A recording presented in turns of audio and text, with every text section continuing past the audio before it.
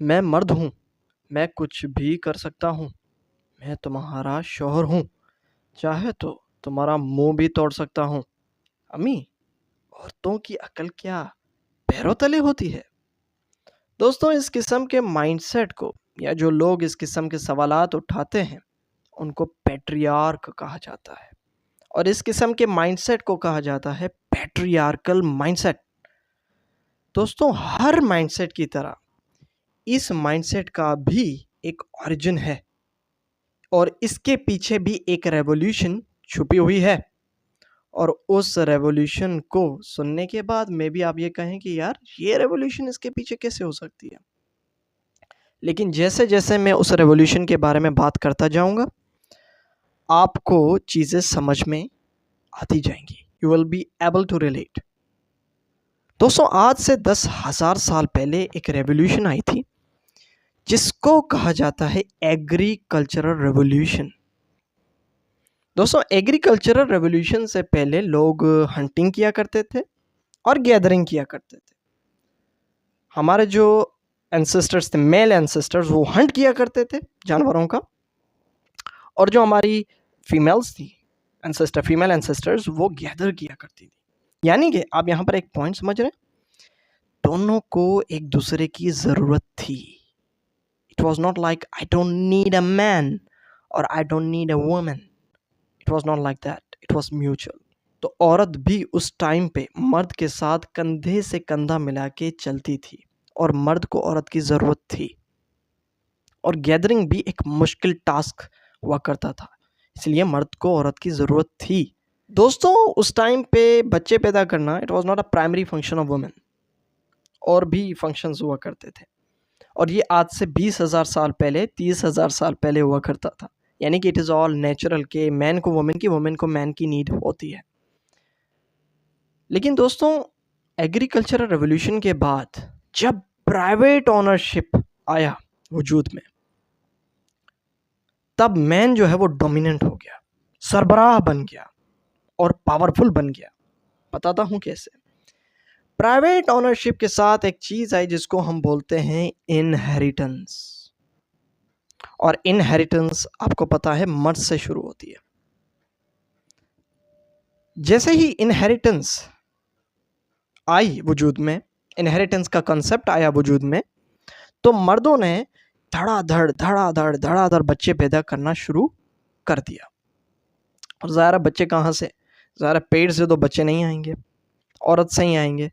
तो फिर वुमेन को बच्चों की मशीन का टाइटल दिया गया, उनको घर की चार दीवारी के अंदर अंदर कैद किया गया, राइट। और वो मैन जो है वो ऑटोमेटिकली डोमिनेट हो गया, क्योंकि मैन से ही इनहेरिटेंस चलती है। और वारिसों की नीड क्यों? क्योंकि उन्हें चाहिए था कोई ना कोई अपनी जो है वो उनकी जो प्राइवेट प्रॉपर्टी थी उनको प्रोटेक्ट करने के लिए उनको ज़्यादा से ज़्यादा वारिस चाहिए। दैट इज़ वाई उन्होंने धड़ाधड़ बच्चे पैदा करना शुरू कर दिए। और वो माइंडसेट आज तक चला आ रहा है। मोस्टली ये माइंडसेट जो प्रिवेलेंट था तब, ये मिडिल ईस्ट में और यूरोप में और चाइना के कुछ इलाकों में ये माइंडसेट प्रिवेलेंट था। मिडिल ईस्ट में आज तक भी है, यूरोप में बहुत हद तक ख़त्म हो चुका है, चाइना में भी बहुत हद तक ख़त्म हो चुका है।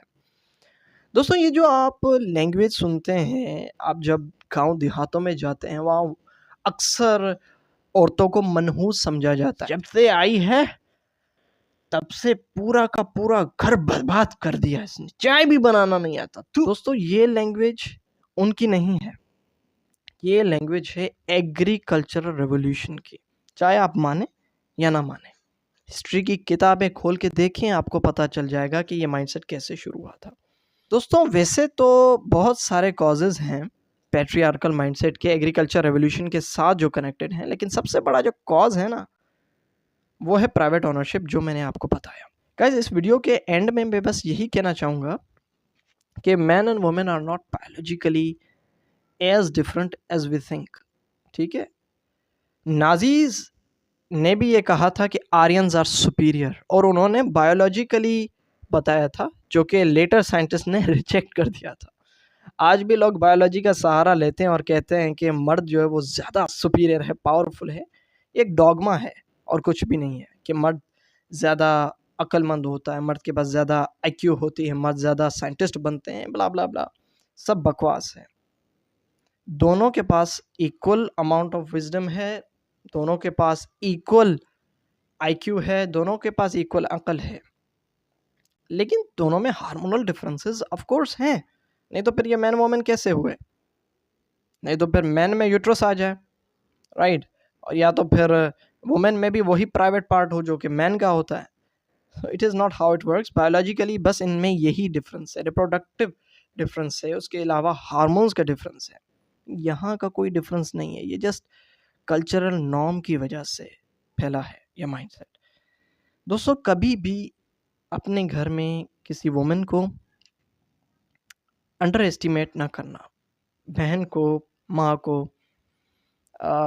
डॉटर इन लॉ को, सिस्टर इन लॉ, वो वॉट एवर, उनको डोमिनेट मत करना इन अ सेंस के आप जो भी चाहेंगे वो होगा, क्योंकि फिर आप में और जो 10,000 साल पहले जो जाहिल आए थे उनमें क्या फ़र्क रह जाएगा।